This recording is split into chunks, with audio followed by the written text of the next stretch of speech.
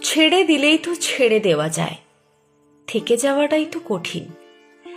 একটা বছর যাচ্ছে, একটা করে কাছের মানুষ কমে যাচ্ছে জীবন থেকে। আগের বছর যে প্রথম নিউ ইয়ারে শুভেচ্ছা জানিয়েছিল, এবছর সে আর নেই। কেউ বা নিজের ইচ্ছেই সরে গেছে লক্ষ্য যোজন দূরে। কেউ যেতে বাধ্য হয়েছে অনিচ্ছা সত্ত্বেও, জীবন বাধ্য করেছে তাকে।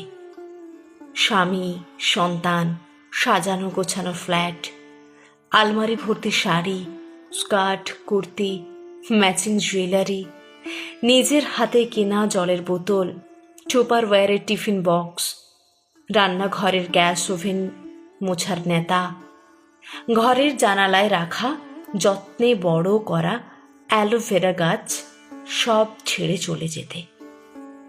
আজ ইচ্ছে করলেও তাদের গলার আওয়াজ পাওয়ার উপায় নেই। মনে আছে যখন বাবা বেঁচে ছিলেন, তখন সন্ধ্যায় অফিস থেকে ফিরে কিছুক্ষণ বাবার কাছে বসে যখন উঠে চলে আসতাম, তখন বাবা বলতেন, আর একটু বস না, আর চেয়ে থাকতেন আমার চলে যাওয়ার দিকে। ওই নির্বাক চোখে আকুতি থাকত আর একটু বসার জন্য। বিরক্ত হতাম, ব্যস্ত হয়ে পড়তাম অন্য সব দরকারি বা অদরকারি কাজে। আজ এই সময়ে দাঁড়িয়ে কি ভীষণভাবে ইচ্ছে করে বাবার গলাটা একবার শুনতে। কোথাও নেই, কোনোদিন আর ওই গলাটা শুনবো না। এমনিতেই দূরত্ব তৈরি হওয়াই নিয়ম। প্রকৃতিগতভাবেই হয়তো মানুষের মধ্যে এই প্রবণতা আছে।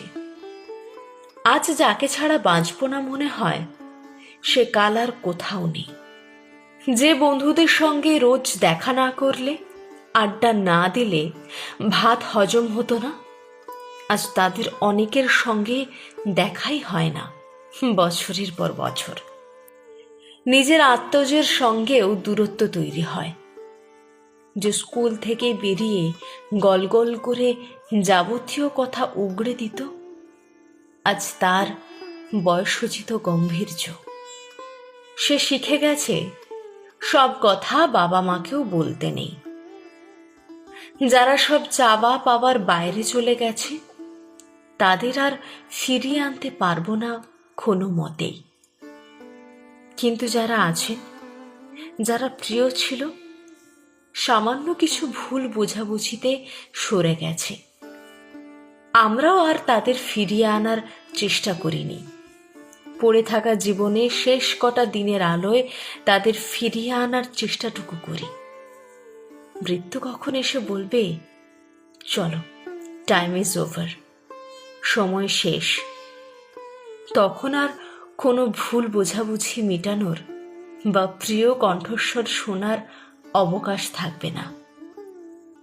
যে কদিন আছে, গল্পে, ভালোবাসায়, উদারতায়, সহানুভূতিতে দল বেঁধে ভ্রমণে ভালো থাকবেন সকলে, সকলকে নিয়ে। ছেড়ে দিলেই তো ছেড়ে দেওয়া যায়, থেকে যাওয়াটাই তো কঠিন।